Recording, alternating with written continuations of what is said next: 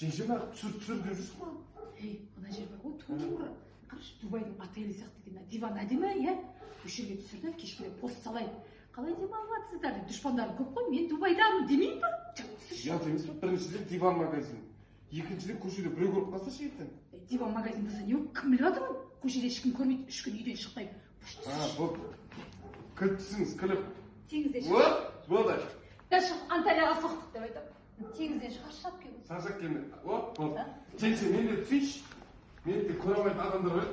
Жеңше, ыстаңызшы. Мені? Одан дәшім Малайзияда жүр дейміз сен, давай. Қойыңшы жеңше, мен Малайзияға барғым келмейді. Өзіңіз Дубайда, мен Малайзияда жүреді екенмін да. Басында алып қаша, бармай тұрса үйге қайтамыз онда, жүр. Мақұл, Малайзияда болса, Малайзияда. Давай, кофеңді ішеміз. Теңізден келген сияқты, Шаршаған өтсек. Неге сенбейсің?